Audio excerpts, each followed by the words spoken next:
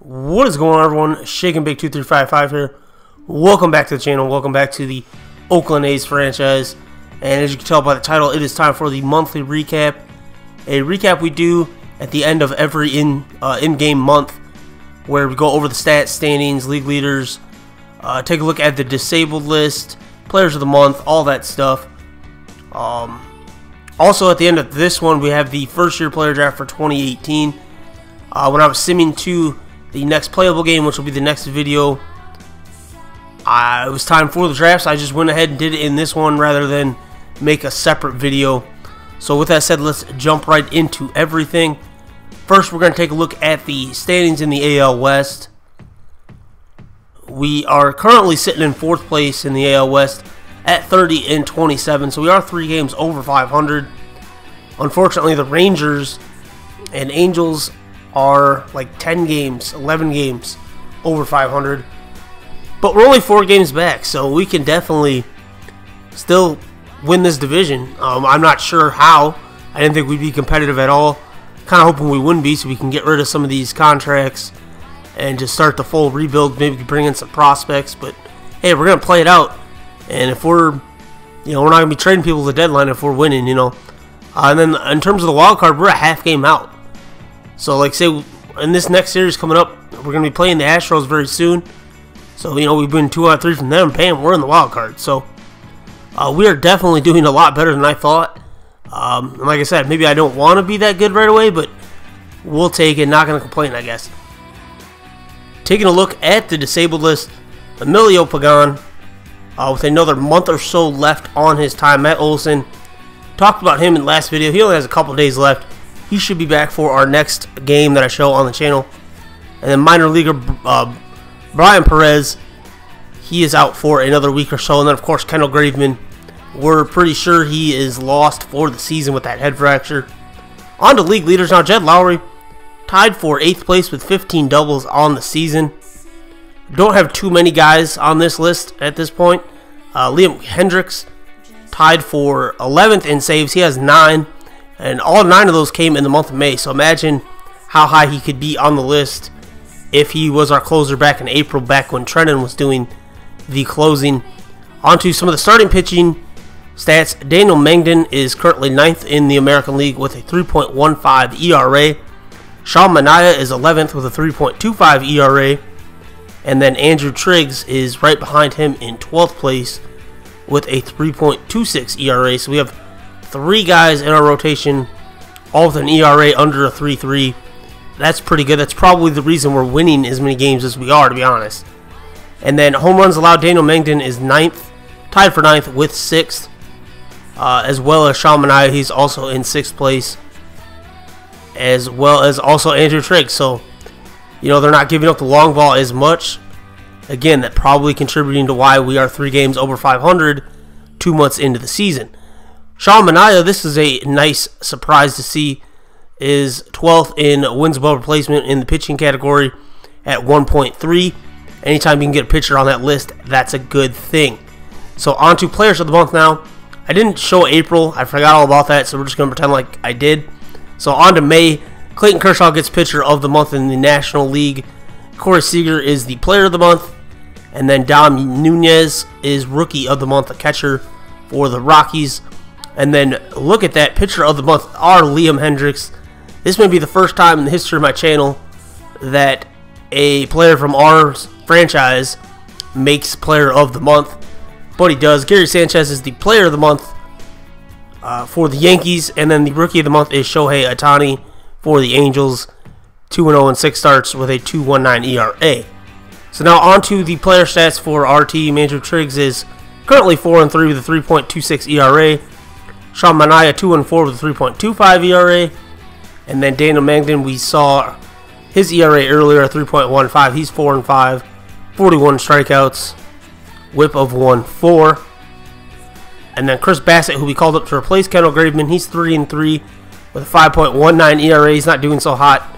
We may end up sending him back down. I don't know. I think I'm going to give him another month. Same with Brett Anderson. He's not playing well either. But I mean, we're winning right now, so I don't really want to make too many changes. His ERA is at a 4.26, so a little better than Bassett. But like I said, we're 3 games over 500, so something's working.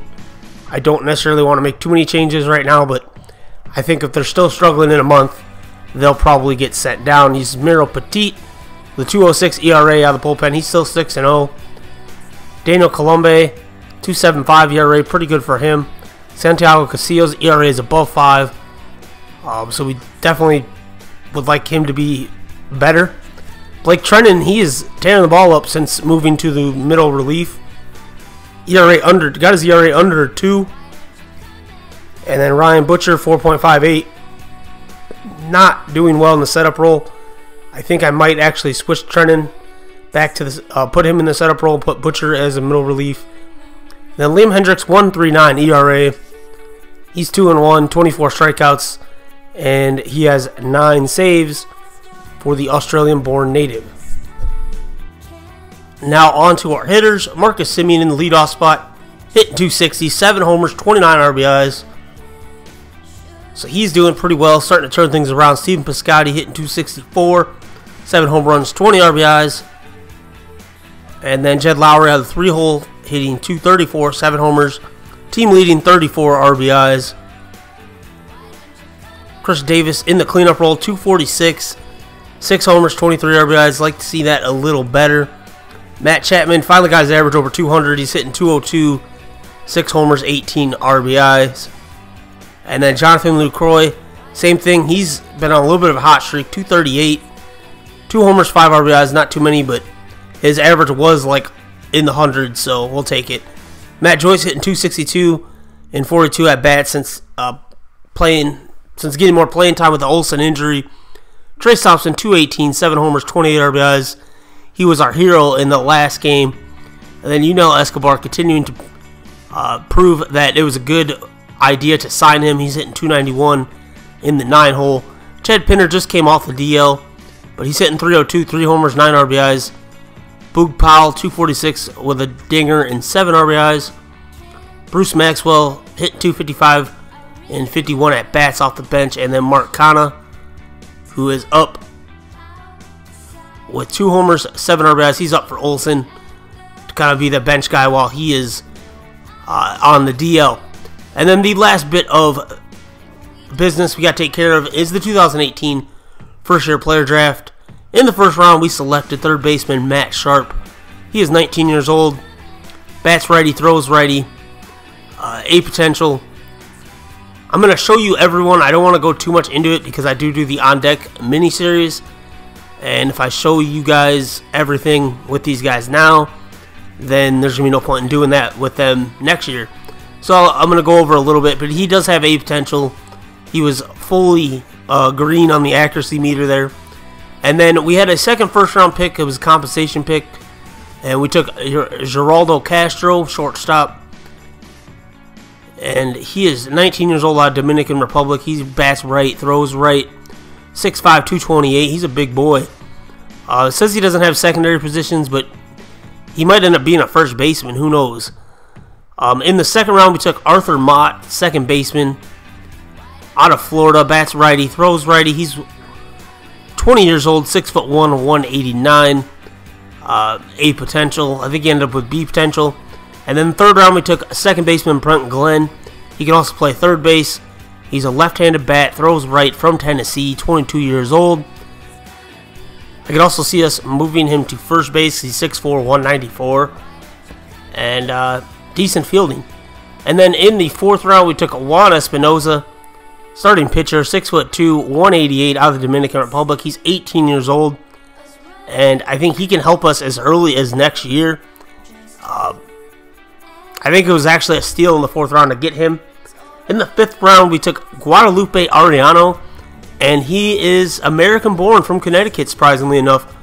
He is a left-handed bat, throws right. He's 19 years old, 5'10", 189, so he's a smaller guy, but I think it was a pretty good value pick. And then in the sixth round, we took starting pitcher Roberto Alvarez of the Dominican Republic, 20 years old, right-handed thrower and batter. And that was our draft. Like I said, most of those guys will get On Deck series episodes dedicated to them next year, so I don't want to go too much into it. But yeah, we ended up signing all of them. and I think it was a pretty good draft overall.